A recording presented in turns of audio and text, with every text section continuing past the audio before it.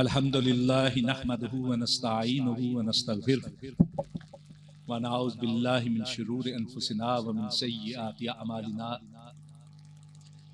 मय यहदिहिल्लाहु फला मुज़िल्ल लहु व मय युज़्लिल्हु फला हादिय लहु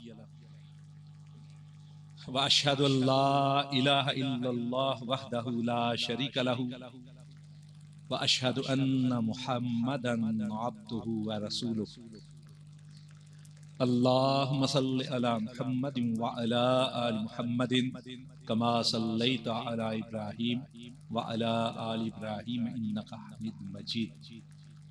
अल्लाहुम्मा बारिक अला मुहम्मदिन व अला आलि मुहम्मदिन कमा बारकता अला इब्राहीम व अला आलि इब्राहीम इन्नका हमीदुम मजीद।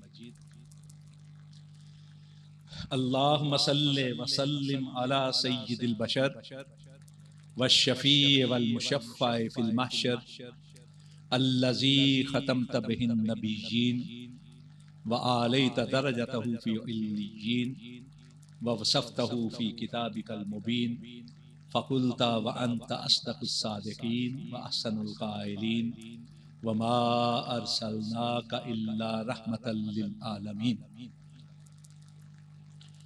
अम्मा बाद फ़इन्न खैरल हदीस किताबुल्लाह व खैरल हदी हदी मुहम्मदिन सल्लल्लाहु अलैहि वसल्लम व इन्न शर्रल उमूरि मुहदसातुहा व कुल्लु मुहदसतिन बिदअह व कुल्लु बिदअतिन ज़लाला व कुल्लु ज़लालतिन फिन्नार।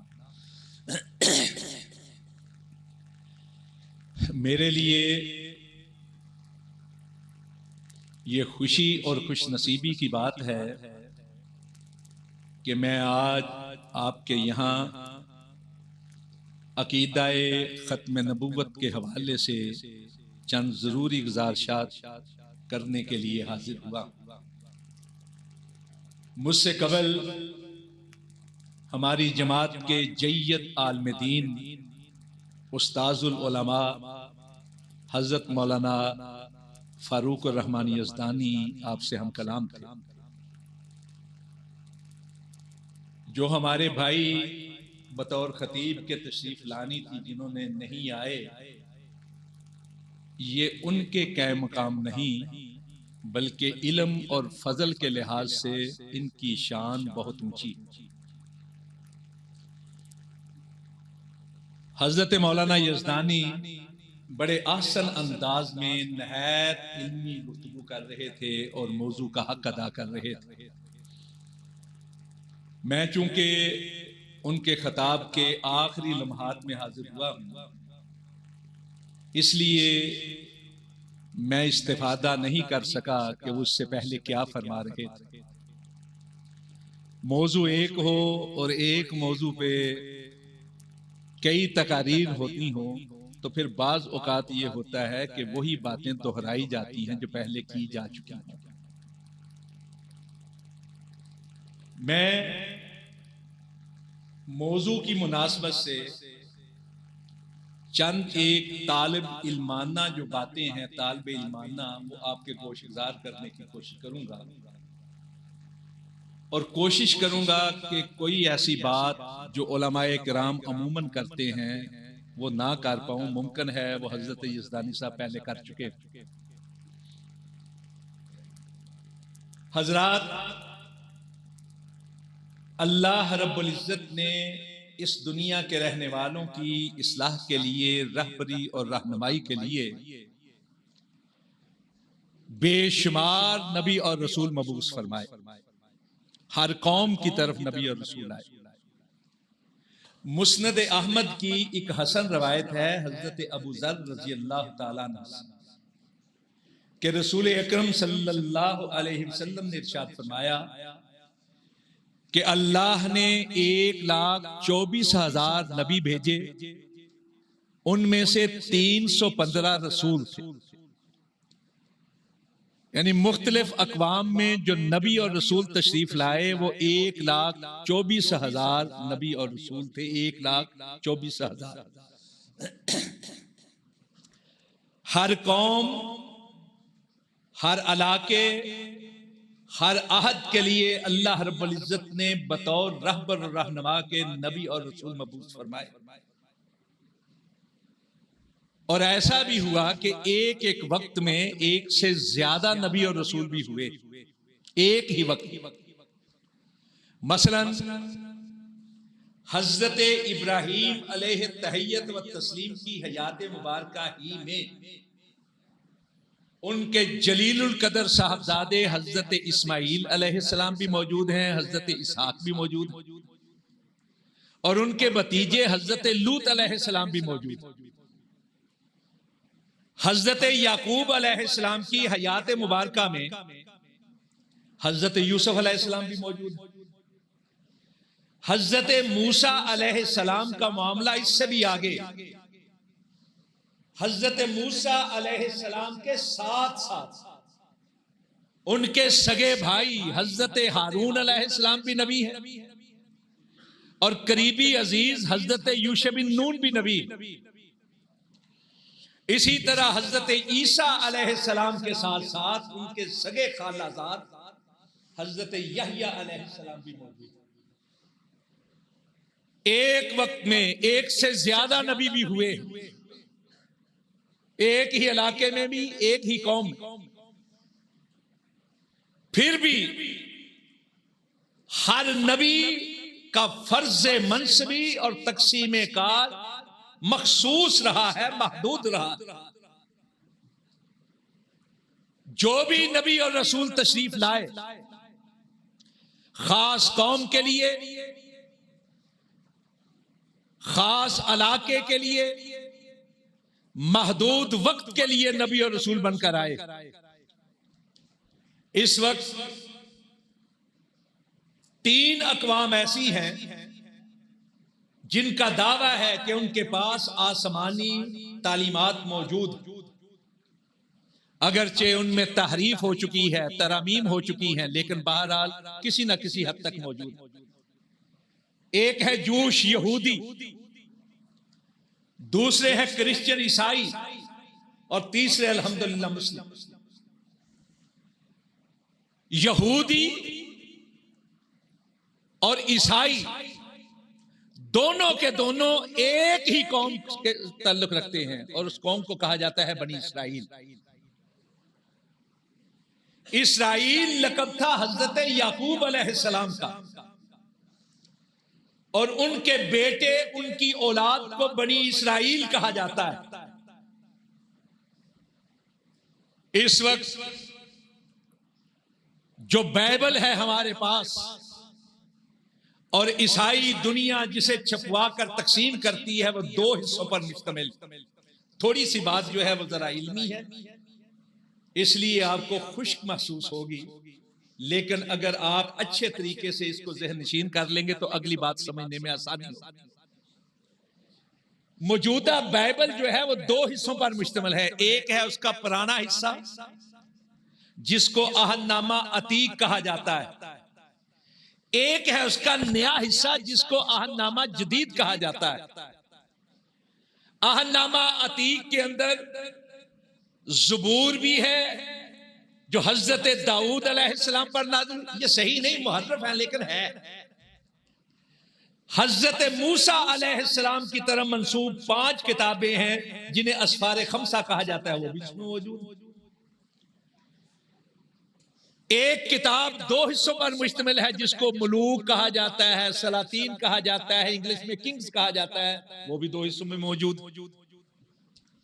उसके अलावा जिन लोगों के बारे में कहा जाता है ये नबी थे, ये रसूल थे, उनकी तरफ मंसूब किताबें हैं। मसलन हजरत सुलेमान की तरफ गज़ल गज़लात मंसूब है, यर्मिया नबी की तरफ है, अरमिया नबी की तरफ है, बरकिया नबी की तरफ है। हजरत सुलेमान अलैहिस्सलाम किताब मुलूक, किताब सलातीन का पहला हिस्सा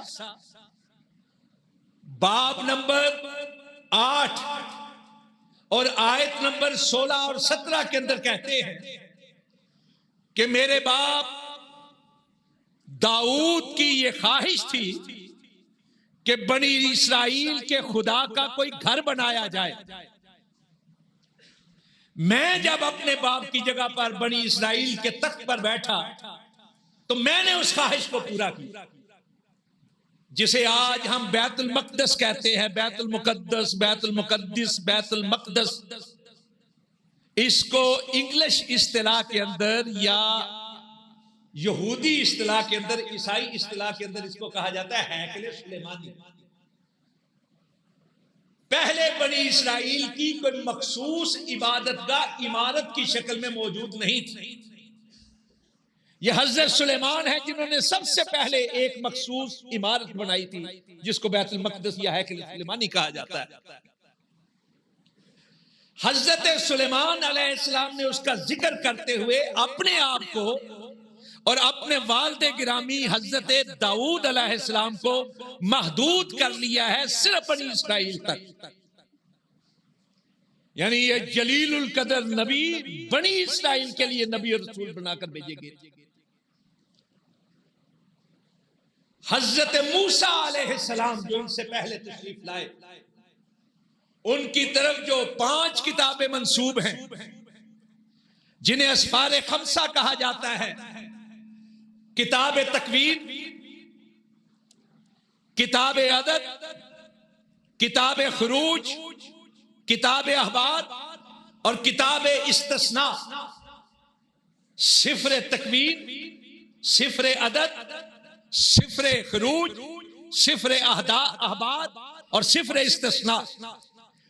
तीसरी किताब किताब खुरूज सारी की सारी और बिलखसूस उसका 23वां बाब, उसमें हजरत मूसा अलैहिस्सलाम कहते हैं कि मुझको भेजा गया बनी इस्राइल की हालत जार को बेहतर बनाने के लिए, और मैं वो शरीयत लेकर आया हूं जो याकूब के यानी इस्राइल के घराने की मीरास। यानी हजरत मूसा अलैहिस्सलाम अपने आप को महदूद कर रहे हैं सिर्फ बनी इस्राइल तक। और हजरत मूसा अलैहिस्सलाम के हालात को जानने वाले जानते हैं कि हजरत मूसा अलैहिस्सलाम 40 साल तक मुसलसल मसरूफे जहाद रहे, मसरूफे सफर रहे, और जिन अक़वाम के साथ हजरत मूसा अलैहिस्सलाम बनी इस्राइल को साथ मिलाकर जिहाद करते रहे, उन अक़वाम के अंदर एक बनी लादी भी थे, और लादी सगे भाई थे हजरत याकूब अलैहिस्सलाम। यानी वाक़ियतन हजरत मूसा अलैहिस्सलाम सिर्फ बनी इस्राइल के नबी और रसूल थे।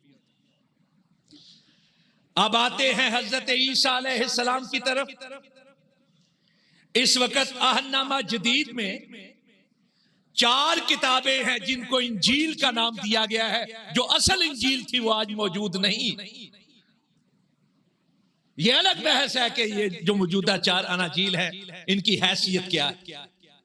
पहली इंजील की किताब मती की इंजील, दूसरी किताब मरकस की इंजील, तीसरी किताब यूहन्ना की इंजील, चौथी किताब लूका की इंजील।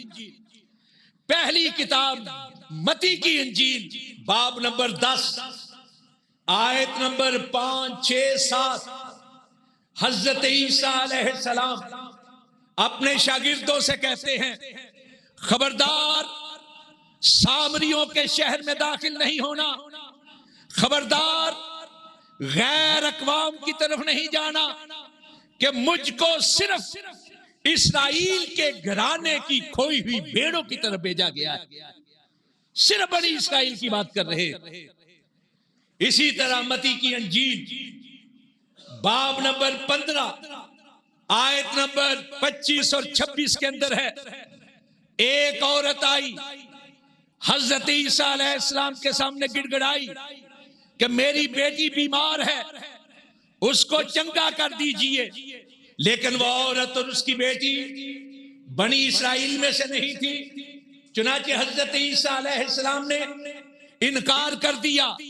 वो गिड़गिड़ाई तो कहा कि ये मुनासिब नहीं कि मैं लड़कों की रोटी छीनकर कुत्तों के आगे फेंक दूं, मुझे सिर्फ इस्राइल के घराने की खोई हुई भेड़ों की तरफ भेजा गया है। बीमार का इलाज करना हमारे नजदीक ये बात गलत है। क्यों कि हजरत ईसा अलैहिस्सलाम एक जलीलुल कदर नबी थे। नबी की शान बहुत बुलंद है, बहुत अजमत वाली, बड़ी ऊंची होती। एक आम मुहज्जब इंसान के सामने भी कोई गिड़गिड़ाए या तकलीफ में हो तो वो दर्द के साथ उसकी तरफ लपकता है, उसके दर्द को दूर करने का। वो तो नबी था। लेकिन हजरत ईसा अलैहिस्सलाम का ये मुकालमा ये बात साबित कर रहा है कि हजरत ईसा अलैहिस्सलाम सिर्फ बनी इसराइल के नबी और रसूल। तो जितने नबी आए, जितने रसूल आए, खास अक़वाम की तरफ, मखसूस इलाकों की तरफ, महदूद वक्त के लिए, इसलिए एक के बाद दूसरे नबी की जरूरत रही, दूसरे के बाद तीसरे की जरूरत रही। और यही चीज रसूल अकरम सल्लल्लाहु अलैहि वसल्लम ने तिरमिज़ी की रिवायत है फरमाया कि बनी इसराइल के नबी जो हैं जिंदगी की रहनुमाई के लिए आए, एक गया, दूसरा आ गया, दूसरा गया, तीसरा आ गया। लेकिन अब इन्न रिसालता वन नबुव्वा कद इनक़तात फला रसूल अबादी वला नबी, के रिसालत अब खत्म हो चुकी है, मेरे बाद ना कोई रसूल आएगा ना कोई नबी आएगा। पहले नबी खास अक़वाम की तरह, मखसूस इलाकों की तरह, महदूद वक्त के लिए, जबकि सोने नबी सल्लल्लाहु अलैहि वसल्लम कुरान पाक के अल्फाज कुल या अय्युहन्नास इन्नी रसूलुल्लाहि अलैकुम जमीया, एक कायनात के लोगों मैं तुम सब की तरह रसूल बनाकर भेजा, सब की तरह रसूल बनाकर भेजा। हजरत अबू हुरैरा रज़ी अल्लाह ताला अन्हु फरमाते कि रसूल पाक सल्लल्लाहु अलैहि वसल्लम ने इरशाद फरमाया, जामे सही मुस्लिम की रवायत कि फुज़्ज़िलतु अलल अंबिया बिसित्ता, 6 बातों के साथ मुझे अंबिया पर फजीलत दी गई। एक होते तो जवामे अल कलम, मुझको जामे कलिमात अता किए गए। वहिल्लत लियल गनाइम, मुझ पर गनीमतें हलाल की गई हैं। वनुसिरतु बिर्रुब, रोब के साथ मेरी मदद की गई है। मेरे लिए सारी जमीन जो है मस्जिद और पाकीज़ा बना दी गई है। और आगे क्या कहा, 5वीं क्या है, और सिरतु इलल खल्क़ काफ़ा, मुझको सारी मखलूक की तरफ रसूल बनाकर बुलाया। और छठी ये है ख़ुतिमा बिन नबिय्यून, कि मुझ पर नबुव्वतों को खत्म कर, मुझ पर नबियों को खत्म कर दिया। हजरात कुरान पाक में फरमाया वमा अरसलनाका इल्ला काफ़तल लिन्नास बशीरुम व नज़ीर, सारी कायनात के लिए, अन्नास का लफ्ज़, सारी कायनात के इंसानों के लिए मुझको काफी बनाकर भेज दिया गया। किसी और की जरूरत नहीं है, किसी और की जरूरत नहीं। और इससे भी बढ़कर एक बात की गई, वमा अरसलनाका इल्ला रहमतल लिल आलमीन। हमारे यहां आलमीन का माना सही किया जाता है जहान, लेकिन जहान है क्या, आलम कहा किसको जाता है? एक होता है लफ्ज आलिम, लाम की जेर के साथ, वो है ये उलमाए किराम, इल्म वाले। एक लाम की जबर के साथ होता है आलम, जिसका माना जहान किया जाता है। जानते हैं आलम किसको कहा जाता है? यानी सोने नबी आलमीन के लिए रहमत बनाकर भेजे गए हैं। और आलमीन जमा है आलम की। और आलम का क्या माना होता है? हर वो तबका, हर वो कौम, हर वो चीज, हर वो शय, हर वो जज्बा जो अपने वजूद की नमूद की सलाहियत रखे, जो अपने आप को नुमाया कर सके, जो अपने आप को जाहिर कर सके, जो किसी की निगाह में आ सके, जो किसी के इल्म में आ सके, हवास से खमसा के साथ जिसको महसूस किया जा सके, उसको लफ्ज़ आलम से मौसूम किया जाता है। खा वो कोई तबका हो, खा वो कोई कौम हो, खा कोई शय हो, खा कोई चीज हो, खा कोई जज्बा। हमारे यहां अमूमन कहा जाता है इंसानों का आलम, जिन्नात का आलम, हैवानात का आलम, हशरात का आलम, नबातात का आलम, जमादात का आलम, आलम सोवरी, आलम मानवी, आलम अर्जी, आलम समावी, वक़्त के लिहाज से आलम दुनिया, आलम बरज़ख, आलमे हशर, जज्बात के लिहाज से, आलमे वजद, आलमे शौक, आलमे शबाब, अगर इससे भी बढ़कर कहा जाए तो कैफियात का आलम, कमियात का आलम, तदब्बुरात का आलम, तसव्वुरात का आलम। हजरात, जितने आलमीन हैं सोने मदीने वाले को सबके लिए रहमत के तौर पर नबी और रसूल बनाकर भेजा। जब सारे आलम के लिए रसूल पाक रहमत हैं तो फिर किसी और की जरूरत कहां रह जाती है। इस चीज को एक और अंदाज से समझे। अल्लाह रब्बुल इज्जत ने कसम खाई, लाम रोका, इन्नहुम लफी सकरतिहिम यामहून, सोने आपकी उम्र की कसम, सोने आपकी जिंदगी की कसम। और हजरत अब्दुल्लाह इब्ने अब्बास रजी अल्लाह ताला अन्हुमा, हजरत इब्ने अब्बास कौन है? सोने नबी के फर्स्ट कजन, सगे चचाजाद भाई, उम्मत के सबसे बड़े मुफस्सिर कुरान, जिनके लिए अल्लाह के नबी ने इल्म की दुआ की थी।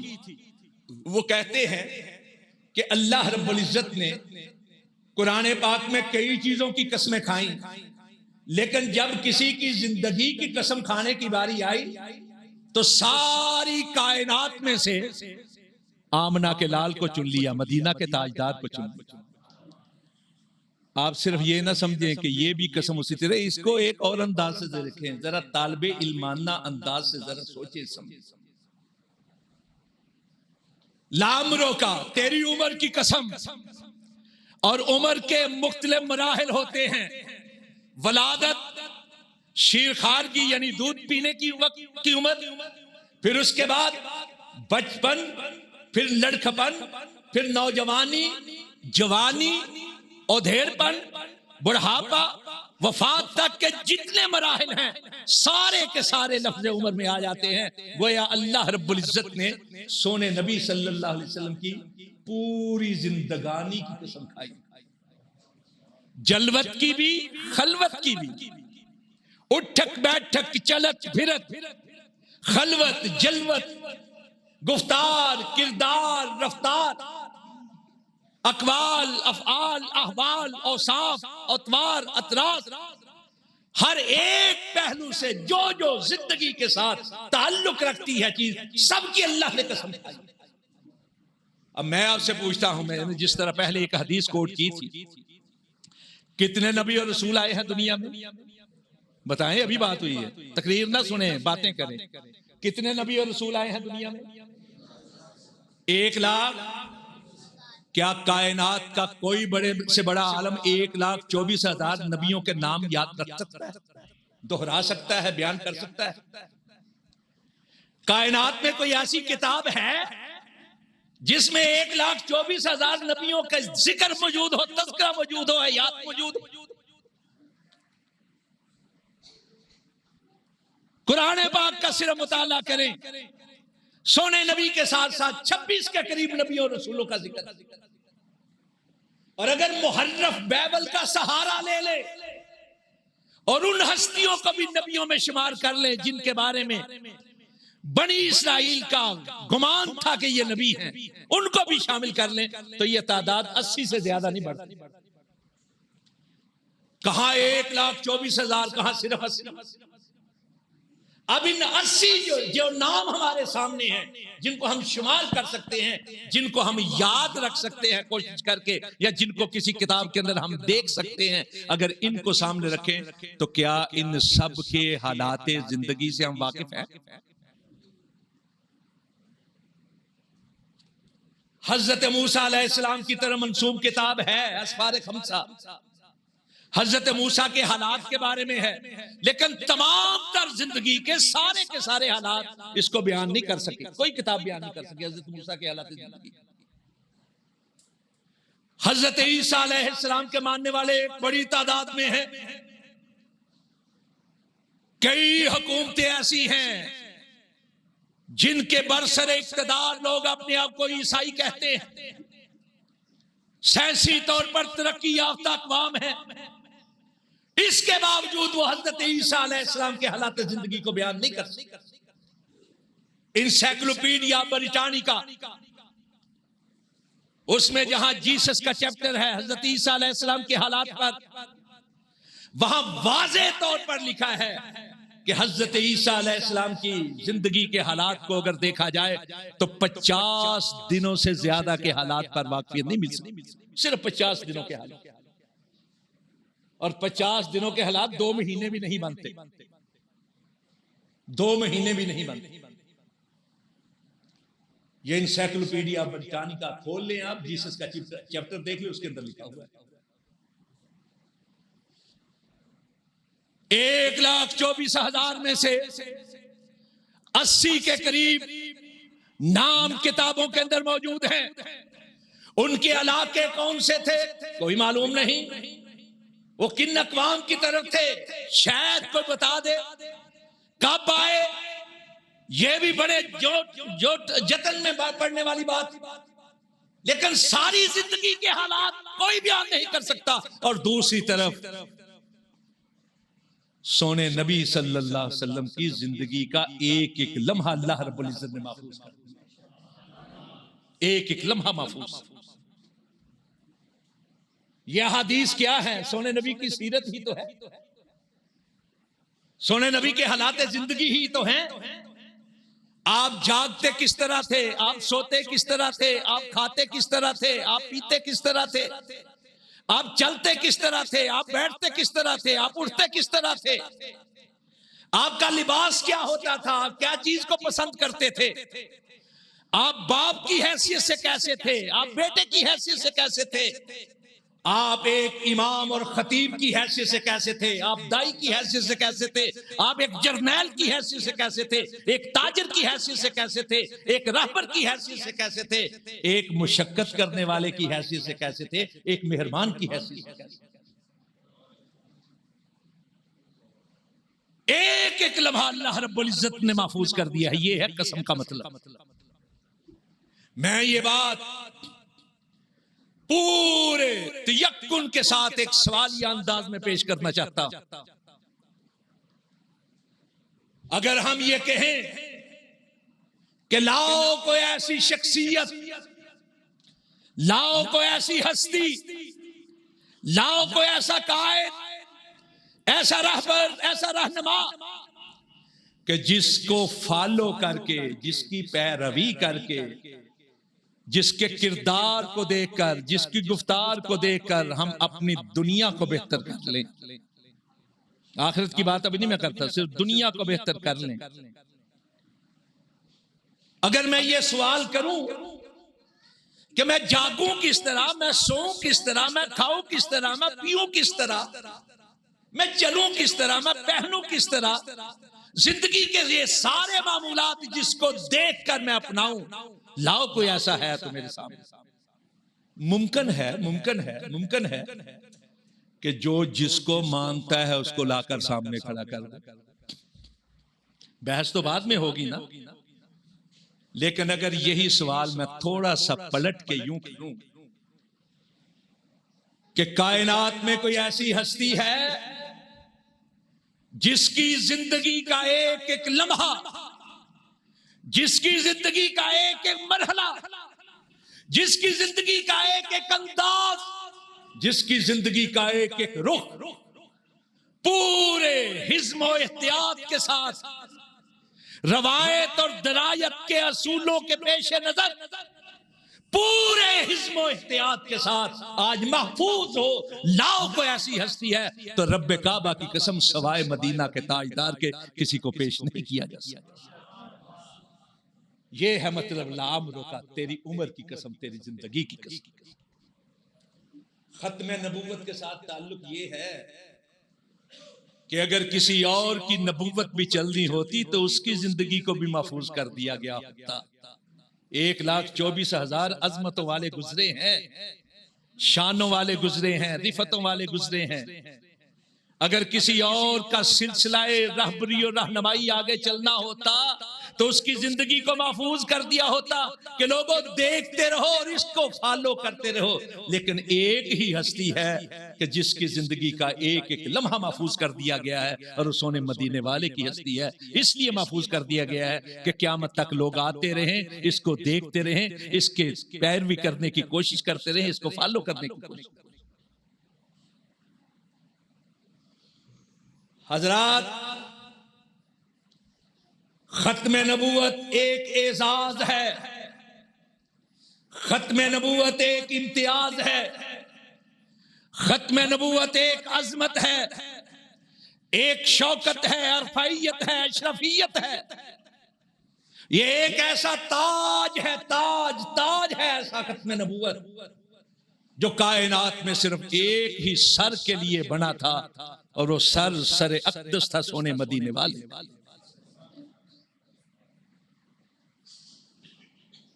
और ये ऐसा यकीनी और इत्तेफाकी मसला है कि हम मुसलमान मुख्तलिफ मसालिक से ताल्लुक़ रखने वाले एक दूसरे के साथ उलझते रहते हैं, एक दूसरे के साथ झगड़ते रहते हैं, लेकिन खत्म नबूवत के अकीदे पर सारे एक हैं। ये इत्तेफाकी मसला, इत्तेफाकी अकीदा, और यकीनी है, यकीनी ऐसा कि अगर कोई शख्स नबूवत का झूठा दावा करे, उस झूठे से उसके दावे की दलील तलब करना भी कुफर।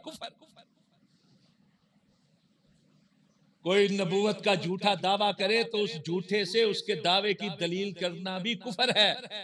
क्यों क्यों कुफर है? इसलिए कि अगर आप किसी झूठे मुद्दई नबूवत से दावे की दलील तलब करते हैं तो गोया आपके दिल के किसी गोशे में या दिमाग के किसी कोने में ये बात मौजूद है कि मदीने वाले के बाद भी कोई नबी आ सकता है,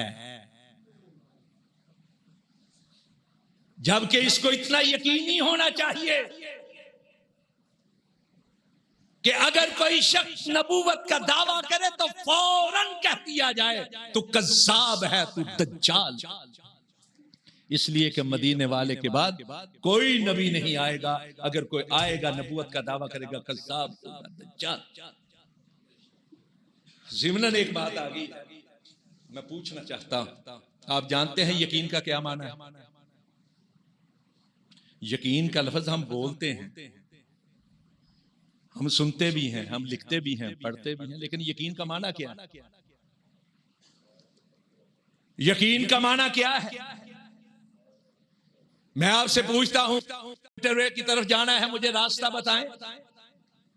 आप कहेंगे उल्टे हाथ हो जाना, फिर उल्टे हाथ हो जाना, फिर सीधा चलते रहना, इस तरह बताएंगे ना, कोई अंदाजा लगा।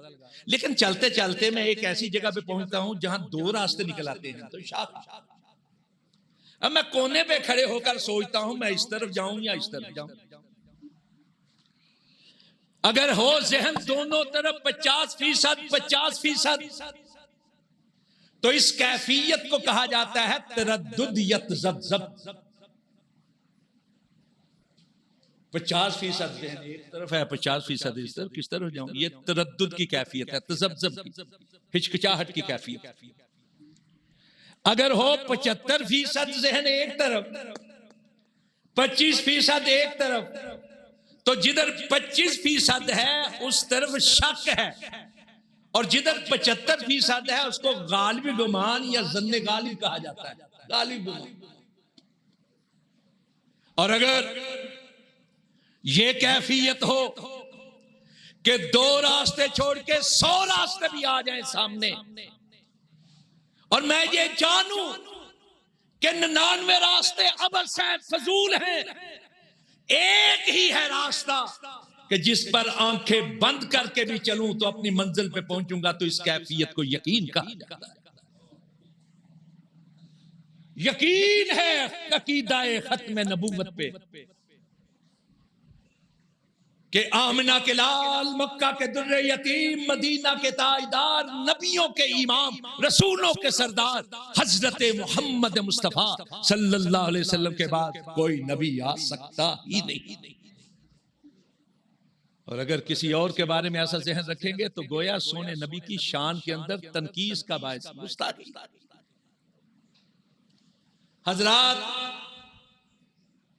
उलमाए किराम ने बड़ी मेहनतें की है इस अकीदा खत्म नबूवत को समझाने के लिए। बयान करने वालों ने कहा कि 100 के करीब आयात है, 200 से ज्यादा हदीस है, जिनमें सराहतन, इशारतन, किनायतन खत्म नबूवत के अकीदे को बयान किया गया है। मैं उनकी तरफ नहीं जाऊंगा, मैं एक एहतमाम की तरफ आपकी तवज्जो दिलाना चाहता हूं कि कादिर मुतलक ने, कुदरत कामला ने खास एहतमाम किया था अकीदा खत्म नबूवत को साबित कर। बनी इस्राइल एक एक वक्त में एक से ज्यादा नबी और रसूल रहे। बनी इस्राइल की दोनों शाखों के अंदर यह जाम रहा, यह गुमान रहा कि फला नबी है, फला नबी है, फला नबी। यहूदी थे या ईसाई। हजरात, यहूदी आज भी मौजूद हैं, ईसाई आज भी मौजूद हैं, लेकिन कुदरत का एहतमाम देखिए कि जब हिजाज मुकद्दस के अंदर सोने मदीने वाले की खत्म नबूवत का ऐलान किया जा रहा था, उस वक्त से लेकर आज तक यहूदियों ने किसी के बारे में नहीं कहा कि ये नबी है, ईसाइयों ने नहीं कहा कि ये नबी है।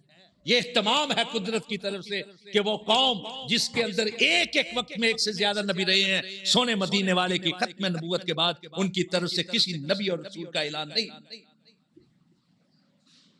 ये हमारे बर्र सगीर के वेद मत से ताल्लुक रखने वाले,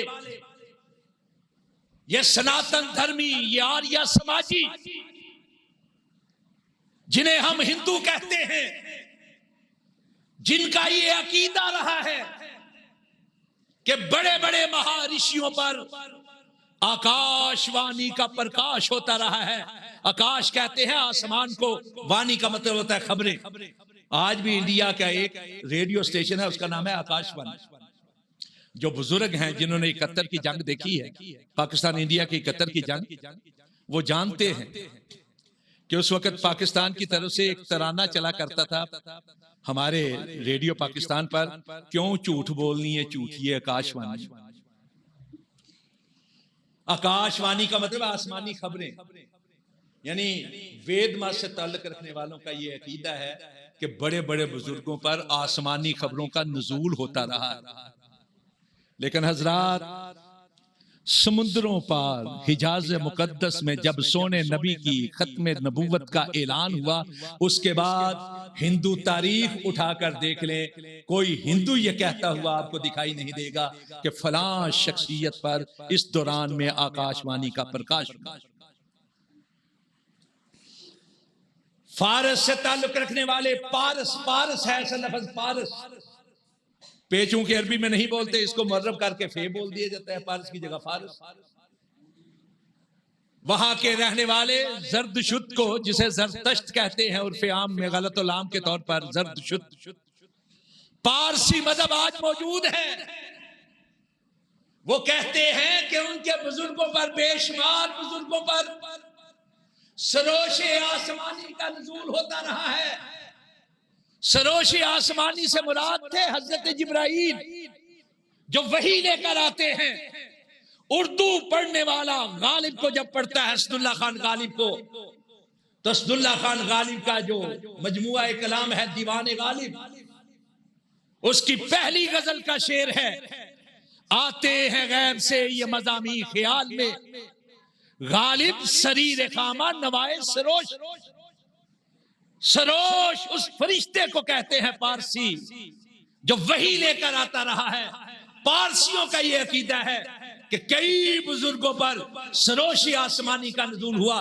लेकिन हजरात, जब मक्का हो मदीना के अंदर, हिजाज मुकद्दस के अंदर सोने नबी के सर अक़दस पर खत्म नबूवत का ताज रख दिया गया, तारीख उठाएं पारसियों की, सोने नबी की खत्म नबूवत के ऐलान के बाद किसी एक फर्द के बारे में भी वो ये नहीं कहते दिखाई देंगे कि इस पर सरोश आसमानी का नुज़ूल हुआ।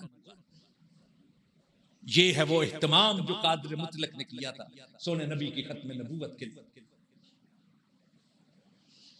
खत्म नबूवत का माना, उसका मफहूम और इस माना और मफाहीम का तकाजा मौलाना फरूक रहमान यज़दानी बड़े आसन अंदाज में आपके सामने पेश कर चुके। खत्म नबूवत का मतलब यह है कि सोना मदीने वाला ऐसी नबूवत और रिसालत का हामिल है कि जिसकी नबूवत और रिसालत के होते हुए किसी और की नबूवत, रिसालत, रहबरी और रहनुमाई की जरूरत ही नहीं रहती। जब जरूरत ही नहीं रहती तो किसी नबी और रसूल के आने की जरूरत कहां बाकी रहती। खत्म नबूवत का मतलब यह है कि सोने नबी ने जो कह दिया वो ही शरीयत है, जिस चीज से रोक दिया वो ही शरीयत है, जिस पर आप खामोश होगे वो भी शरीयत है। आपके बाद कोई नबी और रसूल नहीं तो मतलब यह है कि आपके बाद की कोई तालीमात दीन का हिस्सा नहीं। वजाहत के साथ बता रहे थे, कोई चीज दीन नहीं, दीन सिर्फ वो है जिस पर मदीने वाले की मोहर लगी। तम्मत कलिमत रब्बिका सिद्क़ुन व अदल, तेरे रब की सदाकत की बातें, अदलो इंसाफ की बातें मुकम्मल हो गई, पूरी हो गई। अल यौमा अकमलतु लकुम दीनकुम व अतममतु अलैकुम निअमती व रज़ीतु लकुमुल इस्लाम दीन।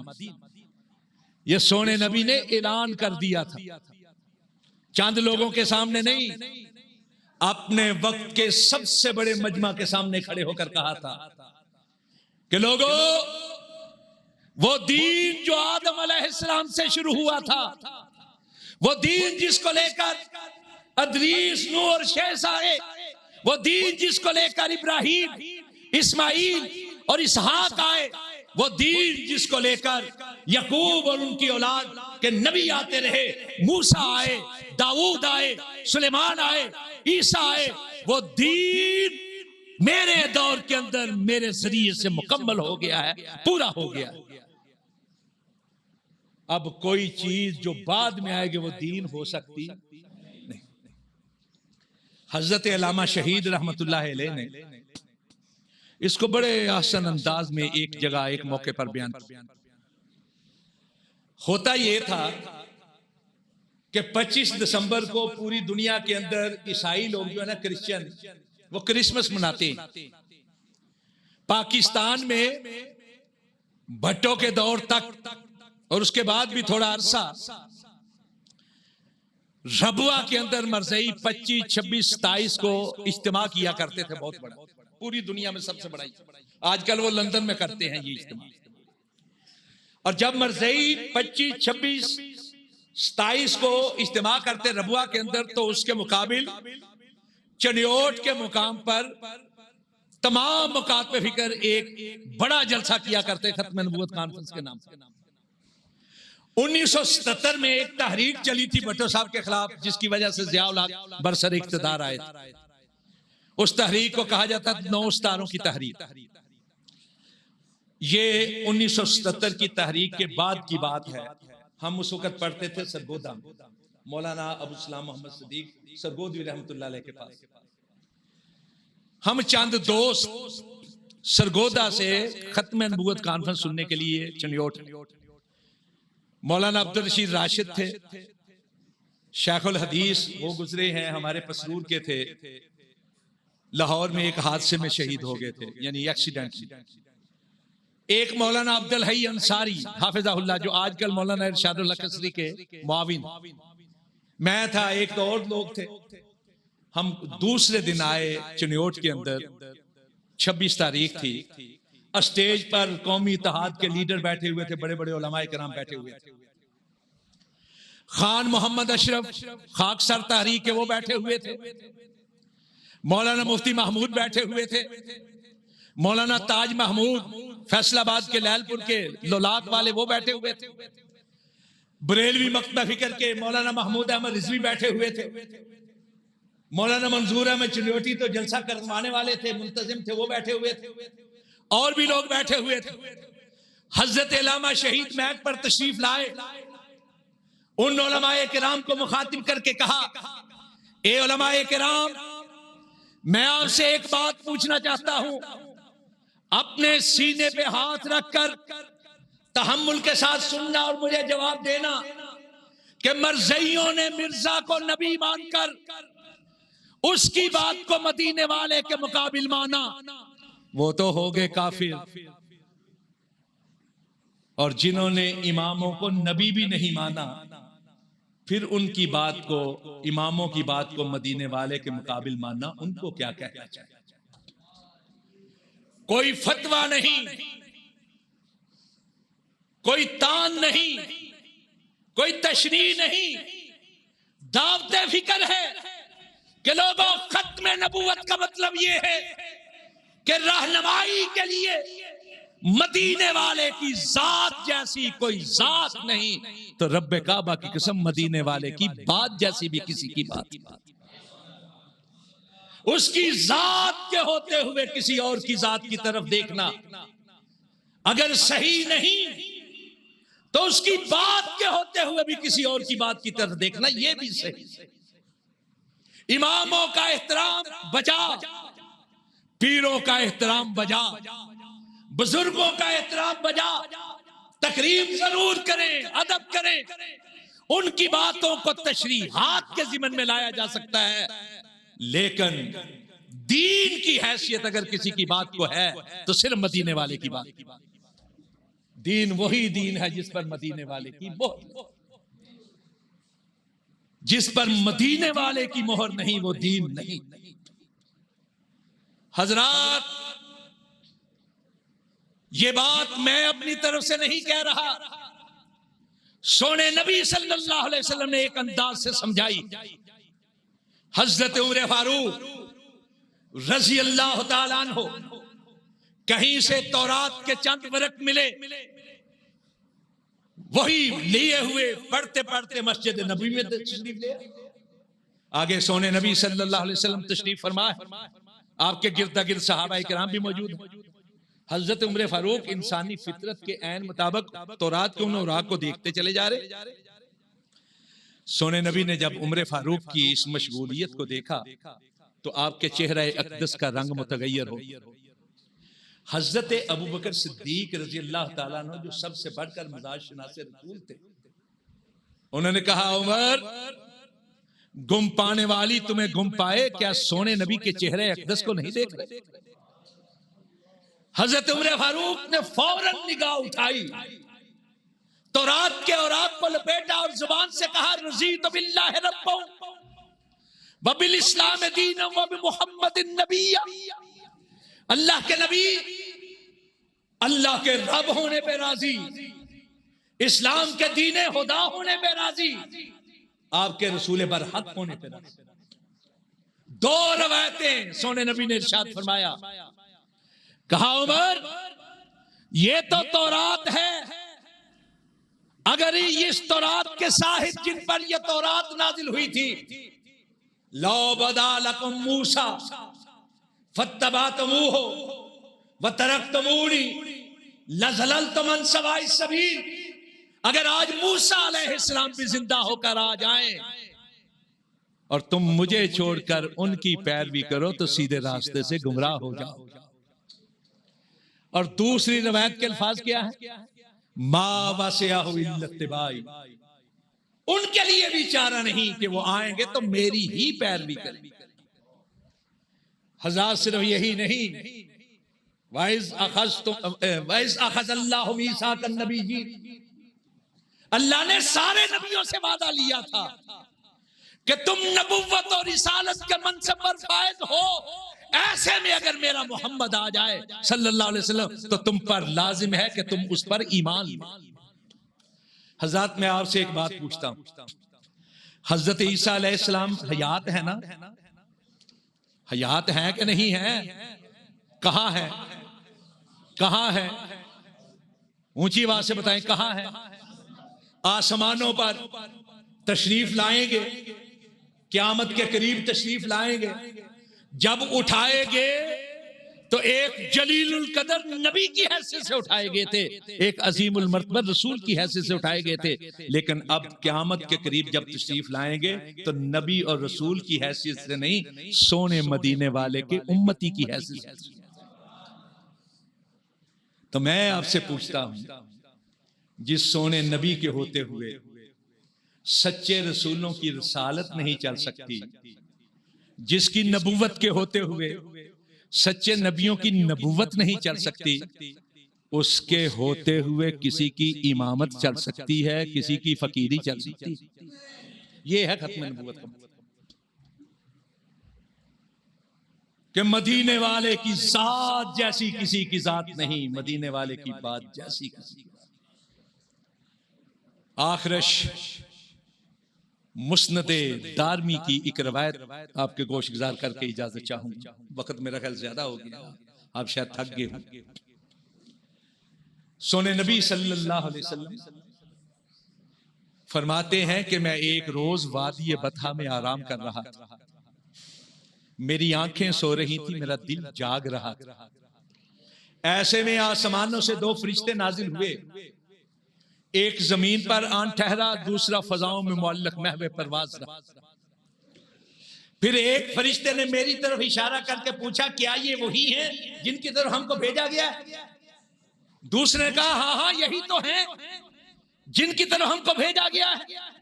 फरमाया फिर एक तराजू कायम किया गया, एक मीज़ान, उसके एक पल्ले में एक आम शख्स को रखा गया, दूसरे में मुझको रखा गया। मेरा पलड़ा वजनी ठहरा। फिर एक की जगह पे 10 को तोला गया, मेरा पलड़ा तब भी बोझल हुआ। फिर 100 को मेरे साथ तराजू किया गया, मेरा पलड़ा तब भी वजनी का वजनी रहा। फिर 1000 को मेरे साथ तोला गया और 1000 वाला पलड़ा यकदम ऊपर की तरफ उठा, बेवजनी की वजह से हलकोरे लेने लगा। कान्नमा यंसरूना अलैया अलैया मिन खिफ़्फ़तिल मीज़ान, ऐसे दिखाई देता था कि 1000 वाला पलड़ा अपनी बेवजनी की वजह से हलकोरे लेता हुआ उलट जाएगा और 1000 के 1000 मुझ पर आन गिरेंगे। ऐसे में एक फरिश्ते ने दूसरे से कहा, क्या गिन गिन के तोल रहे हो, क्या गिन गिन के तोल रहे हो? ला वज़नत दुनिया कुल्लहा लराजहा। लोगों, यही है अकीदाए खत्म नबूवत, यही है शान मुस्तफा सल्लल्लाहु अलैहि वसल्लम, यही है अहले हदीस की दावत और पुकार। जो एक फरिश्ते ने दूसरे से कहा, ला वज़नत दुनिया कुल्लहा लराजहा, अगर एक पलड़े में सारी दुनिया के मुदब्बिर, सारी दुनिया के मुफक्किर, सारी दुनिया के मुस्लिम, सारी दुनिया के रिफार्मर, सारी दुनिया के साहिबान जमात, साहिबान कमाल, सोने मनमोने सुंदर स्वरूप चंदा के रूप, सारी दुनिया के बड़े से बड़े दंग कर देने वाले दबंग, सारी दुनिया के पीर फकीर इमाम मुज्तहिद वाइज खतीब बादशाहगर ला वज़नत दुनिया कुल्लहा लराजहा, रब्बे काबा की कसम सारी दुनिया वाले एक पल्ले में हो, दूसरे में अकेले आमना के लाल हो, सारी दुनिया वाले मिलकर भी अकेले आमना के लाल का मुकाबला नहीं कर सकते। ये है खत्म नबूवत, ये है मसलक अहले हदीस। आज हमें ताने देते हैं, ये पीरों को नहीं मानते, ये बुजुर्गों को नहीं मानते, ये इमामों को नहीं मानते, रब्बे काबा की कसम मानते हैं। मस्जिद में बैठा हूं, उलमा इकराम को गवाह बनाकर कहता मानते हैं, इमामों की इमामत मानते हैं लोग। तो एक इमाम को पकड़ कर बाकी का इनकार कर, हम सब इमामों को मानते हैं, सब बुजुर्गों को मानते हैं, उनको इज्जत देते हैं, एहतराम देते हैं। जो उनके बारे में गुस्ताखी करे उसकी जबान रोकने की कोशिश करते हैं, लेकिन सबके एहतराम के बावजूद कहते हैं तो ये कहते हैं कि सबसे बड़ा एहतराम वाला अगर इस कायनात में कोई है तो मदीने का ताजदार है, कोई नहीं। उसकी जात जैसी किसी की जात नहीं, उसकी बात जैसी किसी की। यही वजह है कि इस बर्रे सगीर के अंदर जब मिर्जा कादियानी ने नबुवत का झूठा दावा किया तो उसके खिलाफ सबसे पहले अगर उठ खड़े हुए तो उलमाए अहले हदीस उठ खड़े।